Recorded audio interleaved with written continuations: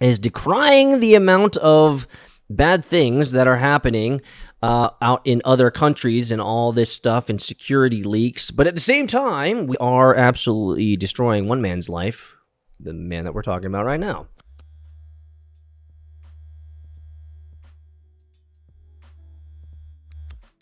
Whether you have an opinion about Edward Snowden or not, it actually doesn't really matter, because the government's going to do what the government's going to do. However, Edward Snowden has recently been identified to have played an active role in the ZCash creation, or the creation of the ZCash privacy token. Now, I kind of knew this because we heard rumblings about this back in 1718, maybe even earlier than that. But I'm intrigued about this article. So let's get into it, guys. Maybe, just maybe, ZCash might be the best privacy coin out there.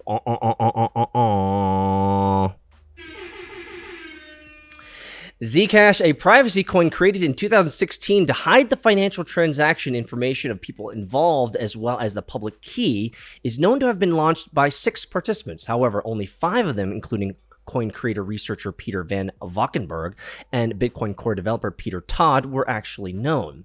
Each participant, according to the reports, received a sliver of the private key required to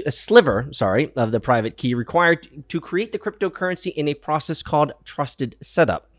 According to an electric coin company SVP Josh Sewahart, the whole process had to do with each of the 6 participants generating the key, then ensuring that it's safe from counterfeiting when each of them is honest enough to destroy their part of the key. The 6th person identified was John Dobertin, was actually, however, unknown.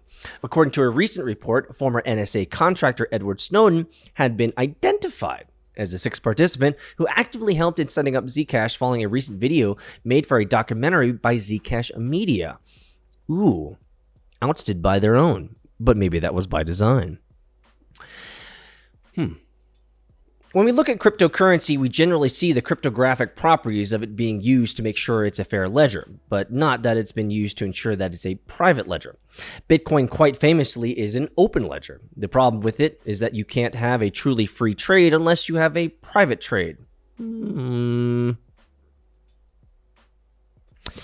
Is it only truly free trade if it's private? I don't agree with that, because I could trade with you and have someone else watch me do it. It's still a free trade. I understand the philosophical backing of this, but guys, sometimes praxis is a little bit more valuable. The practical application, the real life application is usually more valuable than the theoretical preponderances of your philosophical worldview. Anyway. And we can't have a free society without free trade, he said. Okay, fair enough. Snowden has been living in exile in Russia after leaking about 9,000 classified and unclassified documents by the government spying on its citizens.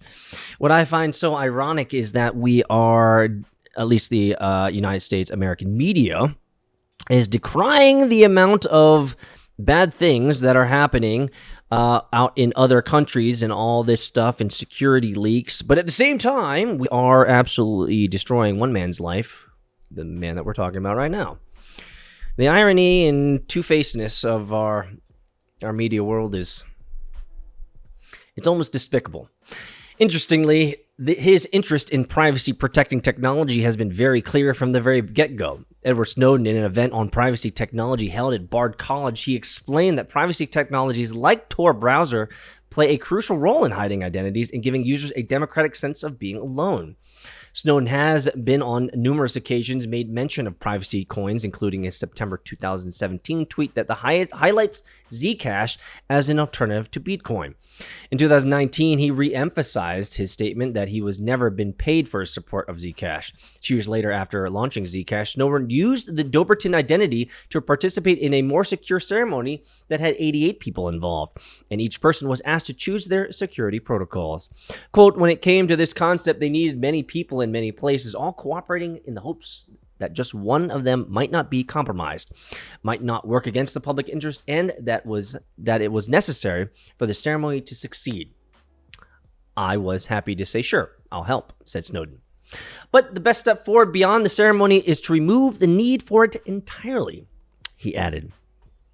Well, maybe Edward Snowden was part of the ZCash creation, Whether it's true or not, it does not matter.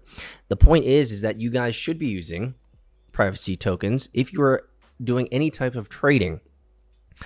You know what? I probably need to spend time talking about that on video as to why it's important to have privacy coins as a very easily accessible mechanism for trade online in today's world. So I'll do a video on that.